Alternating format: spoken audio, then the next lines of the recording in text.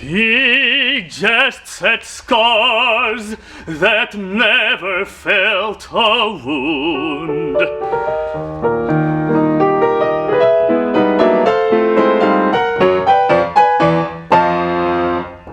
But soft, what light through yonder window breaks? It is the east, and Juliet is the sun. It is the east, and Juliet is the sun.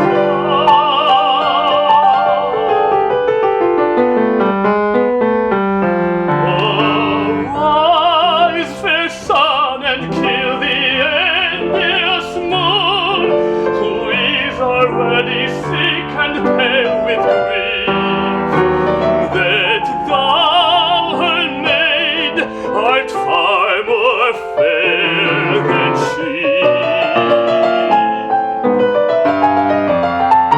It is, my lady, oh, it is, my love, oh, that she knew she was.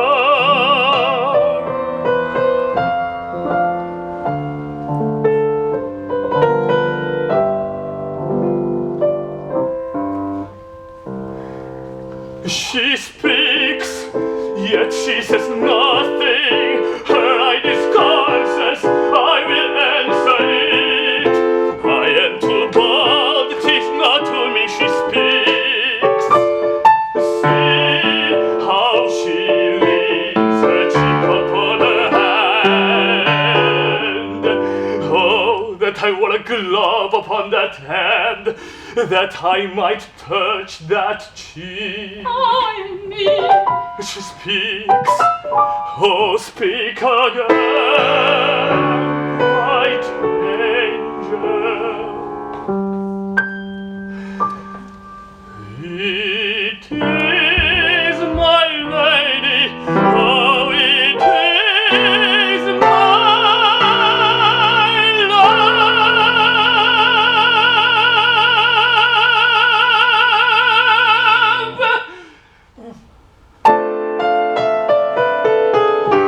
Oh, that she knew she was. Romeo, It is my soul that calls upon my name. It is the east, and Juliet is the sun. It is my soul that calls upon my name. Romeo, It is my soul that calls upon my name.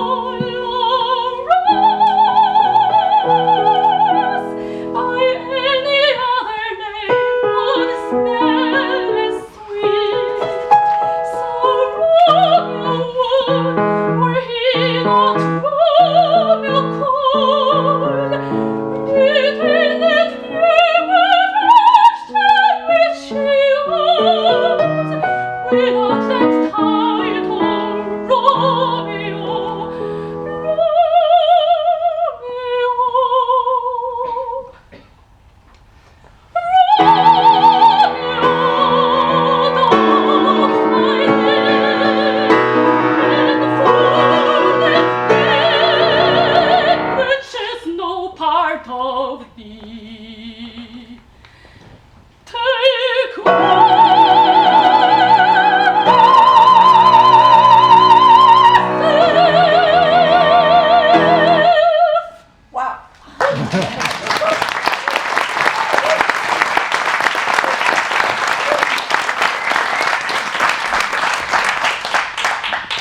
I take thee at thy word.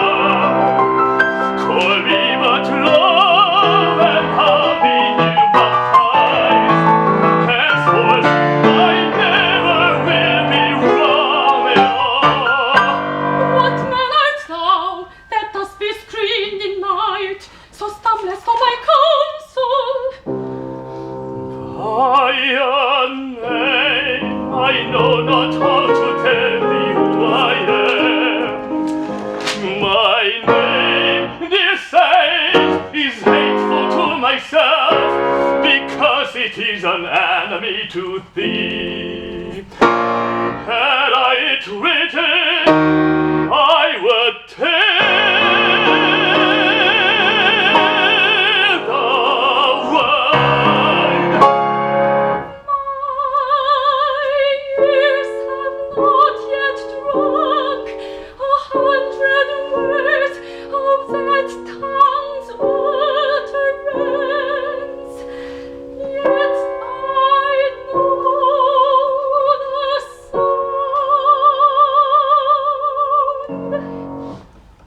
And she continues, art thou not Romeo and a Montague? Neither, fair saint, if either thee dislike.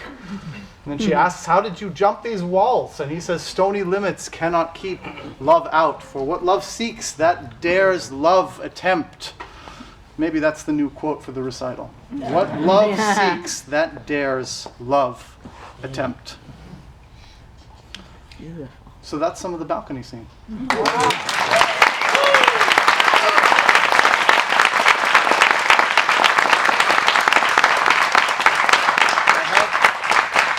I have a lot of ideas for other things. I have the libretto I'm making myself with Shakespeare's original text. I'm only keeping his text and choosing the parts to set, essentially. The idea is to get a real English version of this, because I just refuse to believe that West Side Story, even though it's amazing, is as close as we're going to get. So that's where I'm coming from. Maybe just another idea from this section, of course, is one of the most incredibly rewarding texts to work on. And at the end of it, she has this beautiful, beautiful text. My bounty is as boundless as the sea. She says, you know, for what you've heard me say tonight, I never would have said, but because you've said it anyways, let me actually tell you how I feel, and then let's figure out what we're going to do with this. And my bounty is as boundless as the sea. My love is deep. The more I give to thee, the more I have, for both are infinite. A natural way of setting this, a melody that has come to me. I haven't written the rest of the ensemble yet, but this is what it sounds like. My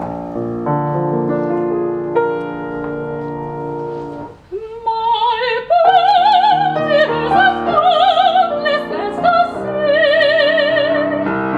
My love is deep, the more I give to thee, the more I have for both are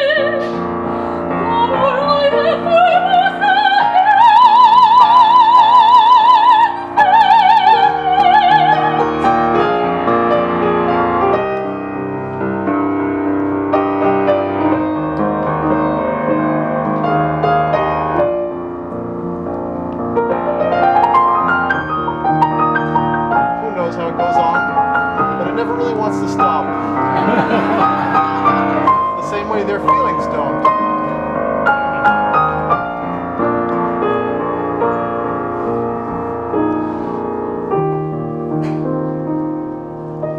Who knows how it'll look? Who knows how it'll sound? But the ideas are there. The will to act is there. Let's say. Keep going.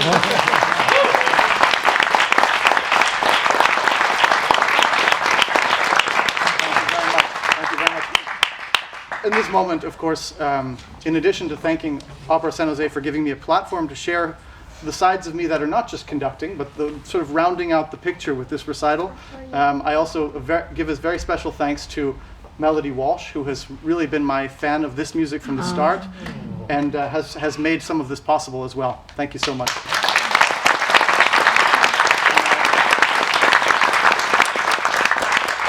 so many parts of this Opera San Jose family that are so close to me, and it feels really gratifying to share some of my music for the first time here in this fashion. We're going to close out the picture of Romeo and Juliet by, well, we have two little bits coming, but we'll go back in time a little bit. And the reason I didn't start with this is because this music isn't indicative of Romeo and Juliet as a whole. In fact, there's a lot of different music. There's the fight music. There are all kinds of different sounds of music beyond this balcony scene music, of course. But this is why people go to hear Romeo and Juliet, is that those kind of moments. So we're backtracking. We are now at the party. We have some party music. It's lighthearted instruments, sort of smaller ensemble instrumentation going on for different rooms, different groups of instruments, and people are dancing, people are talking, and Romeo is in mask still, and he's making advances on Juliet. He has fallen in love with her, and he's trying to get close and see what happens. So that's what that is. At the end of this, the reason I didn't share it first is also because it is very, very simple. Because they're young people just flirting at a party. It would seem strange to me to make some kind of contrived dramatic affair out of it right away, because they don't know what's going to happen. They're making it up as they go. And so it's a simple theme with light instrumentation, and they're passing it back and forth. It's joking, it's sincere, it's transparent. And by the time we get to the end of it, and they are, well, kissing, and it's a whole different, luckily they're married, so this is not it's allowed. So now, by the time we get to the end of this thing, the chorus takes over their melody and hums it, because their mouths are busy, and I just thought it's a really nice. So if you have the chorus music, I will cue you in. It's a simple piece in 4/4. You will know the tune by that time. But this is the duettino, just a little snippet of the party music from Act 1.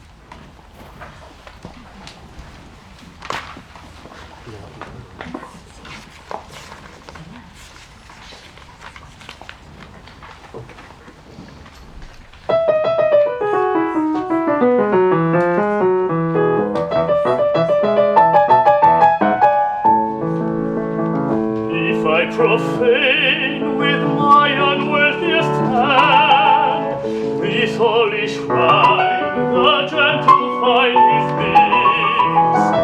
My lips to blushing pilgrims ready stand, to smooth that rough touch with a tender kiss.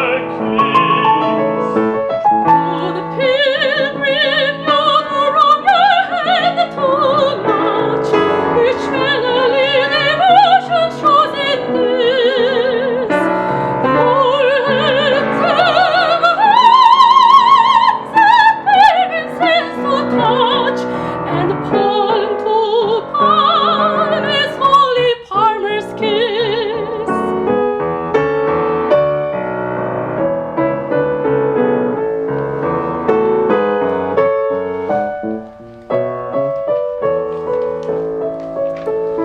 Have not saints' lips and holy palmers too? I pilgrim lips that they must use in prayer. Oh, then, dear saint, let lips do what hands do. They pray thou grant lest faith unto despair. Saints do not know the great for prayer's sake. And move not one, my prayer's effect I take.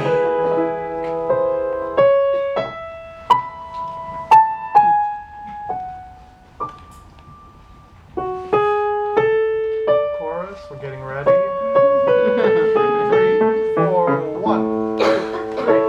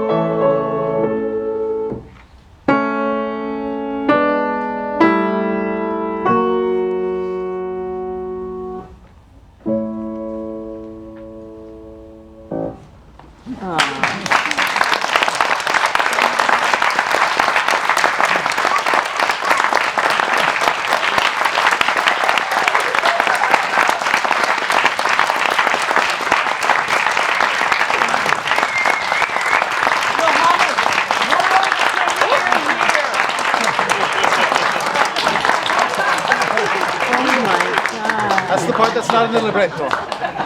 This is the story that's not in the libretto. They've already.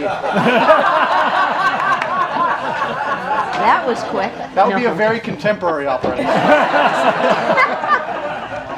So this is the intermezzo from Romeo and Juliet. This is between the party scene, where we heard the little duet snippet, where the flirtation goes on and things. Now that scene doesn't end well. So Romeo is discovered by Tybalt. This will be very important later in the piece. And so they have to book it out of there. And so we are hearing the music of the transformation. The party music, you know, the Baroque, gavotte and things. I thought for a while, by the way, I considered setting Romeo and Juliet with historical instruments of Shakespeare's time. Because I do have a lot of experience with old ensembles. But I opted against it for a couple of reasons. Because contemporary instruments can make sounds that are very close to those sounds, but they can also make a lot of other sounds which we like to hear. And to me, what drew me to Romeo and Juliet is the romantic feelings in it. As you heard in the balcony scene, it's that kind of music to me.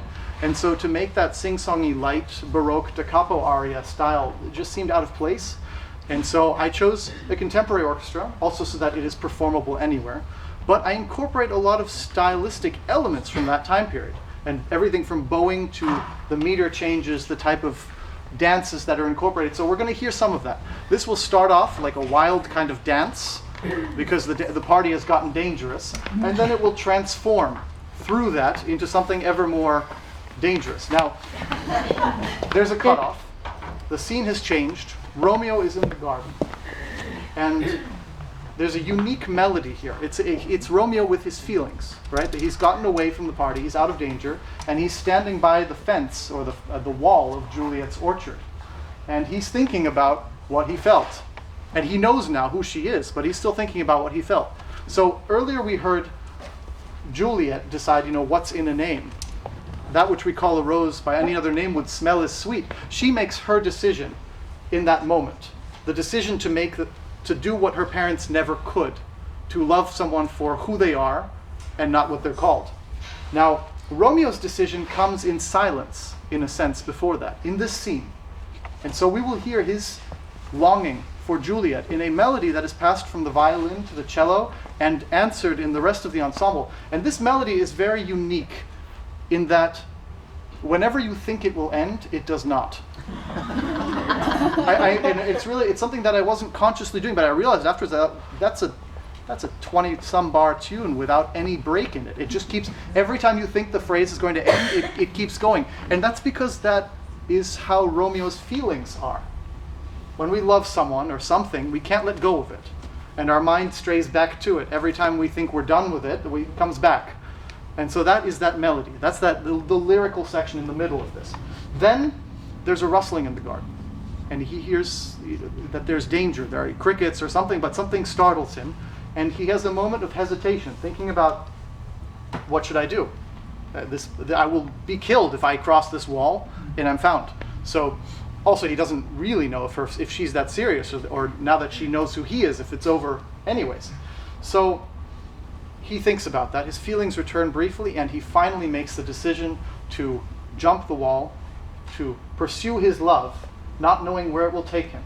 And that is the great story of Romeo and Juliet. It's what drew me to it. It's that feeling of chasing your dreams, not knowing where they're going to take you, not doing it with an agenda, but doing it with your whole being. In a sense, right? What love seeks, that dares love attempt. That is my journey in music. In that sense, I thank you very much for your time. I thank these wonderful musicians for being here, playing this intermezzo with me. And this is the intermezzo from Romeo and Juliet.